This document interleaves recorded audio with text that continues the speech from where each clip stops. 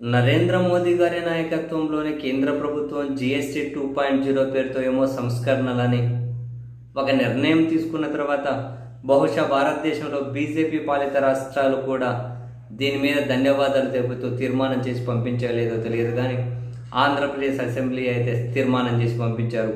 ఇంకా చంద్రబాబు నాయుడు గారు వాళ్ళ పార్టీ అయితే అటు అసెంబ్లీలో ఇటు అసెంబ్లీ బయట అండ్ వాళ్ళ ట్విట్టర్ హ్యాండిల్లో చూస్తే మొత్తం జీఎస్టీ 2.0 సంస్కరణలతో పేదోడికి మేలు జరుగుతుంది, పేదోడు పెద్ద కారు కొనవచ్చు, పేదోడు ఇంకోటి చేయొచ్చు, వరుస పెట్టి పోస్టులు చూస్తూ ఉంటే ఇది రాష్ట్ర ప్రభుత్వాన్ని లీడ్ చేస్తున్నటువంటి పార్టీనా, లేకపోతే ఏమన్నా కనుక బీజేపీ పాలిత అంటే ఏమంటారు బీజేపీ ట్విట్టర్ హ్యాండిలా ఇదేమైనా అని చెప్పి అనిపిస్తుంది అంతగానం. అయితే ఇక్కడ ఇవన్నీ చూసిన తర్వాత మనకు ఒకటి అనిపిస్తుంది, వరుస పెట్టి పెట్టారు చూడండి. ఏమంటాం, ఒకటి చదువుతాను. పిల్లలు ఆడుకునే ట్రైసైకిల్, స్కూటర్, పిల్లలు ఆడుకునే బొమ్మలు, పెడల్ కార్డ్స్, వాటి విడి భాగాలు, షోకేజ్లో పెట్టుకునే బొమ్మ, సోన్సో వీటి మీద జిఎస్టీని 12% నుంచి ఇప్పుడు 5% తగ్గించారట. కాబట్టి ఆ ధరలు తగ్గుతాయట. నెక్స్ట్ చూడండి, 20 లీటర్ల వాటర్ బాటిల్స్, మొక్కల ఆధారిత పాల పానీయాలు అంటే కొబ్బరి పాలు, బాదం పాలు ఇవి ఉంటాయి కదా, జీడిపప్పు పాలు లాంటివి, పండ్ల గుజ్జు, వీటన్నిటి మీద గతంలో 12 నుంచి 18% జిఎస్టీ ఉండేదట. ఇప్పుడు 5% తగ్గాయట. సామాన్యునికి లాభం అంట. చూడండి, టీవీలు, ప్రొజెక్టర్లు, మానిటర్లు, ఏసీలు, డిష్ వాషర్లపై జిఎస్టీ తగ్గిందట. సామాన్యుడికి లాభం అంట. ఇంకోటి ఏదో చాలా గమ్మత్తుగా ఉంది. మనం రోజువారీ ఉపయోగించే 30 వస్తువులపై 11 నుంచి 9% పన్ను తగ్గిందట. కాబట్టి నెల ఖర్చు 26 నుంచి 28% తగ్గుతుందట. అండ్ ఇవన్నీ తగ్గుతూ పోయినాయి. కాబట్టి ఇక నెక్స్ట్ పేదోళ్ళు ఏం చేయొచ్చంట, కార్లు కొనొచ్చంట, పేదోళ్ళు పెద్ద పెద్ద టీవీలు కొనొచ్చంట, రకరకాలుగా చేయొచ్చంట. సరే, ఇదంతా పక్కన పెడితే మనకి ఇవన్నీ చూడగానే ఫస్ట్ అనిపించేది ఏంటి అంటే, ఇన్ని రోజులు పాల మీద, నీళ్ళ మీద కూడా దోచేశారా జనాలను? పిల్లలు ఆడుకునే బొమ్మల మీద కూడా దోచేశారా జనాలను?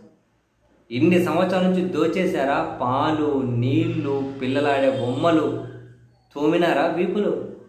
ఇన్ని రోజులు తోమేసి ఇప్పుడు ఒక్కసారిగా ప్రధానికి నరేంద్ర మోదీ గారికి ఈ ఎలక్షన్ ఓట్ చోరీ అని, ఎలక్షన్ కమిషన్ వ్యవహార శైలి, ఈ ఓట్ల దొంగతనం అని ఫుల్గా మరకలు అంటుకునేసరికి, ఒక్కసారిగా చెడ్డ పేరు వచ్చేసరికి, విదేశాంగ విధానానికి సంబంధించి కనుక అంతా వీళ్ళ నెగటివ్ స్ట్రాటజీ అంటే వీళ్ళది పనితీరు చాలా నెగటివ్గా అనిపించి, మొత్తం ఎటువైపు నుంచి చూసినా విమర్శలు కనిపించేసరికి వాటి నుంచి తప్పించుకునేకి దీన్ని తగ్గించారా? ఇప్పుడు తెలుగుదేశం పార్టీ ట్విట్టర్ హ్యాండిల్లో వరుస పెట్టి పోస్టులన్నీ పెడుతూ ఉంటే నరేంద్ర మోదీ గారిని వీళ్ళు ట్రోల్ చేస్తూ ఉన్నారా, పొగుడుతూ ఉన్నారా అర్థం కాలే. ఎందుకంటే ఇన్ని రోజులు వీళ్ళే కదా దోచుకున్నది, అని ఇప్పుడు తగ్గించారు. మరి ఇన్ని రోజులు దోచుకున్నది తగ్గించినందుకు అయ్యా మీరు దేవుడు అంటున్నారు కదా, మరి ఇన్ని రోజులు దోచుకున్నందుకు ఏమని అనాలి?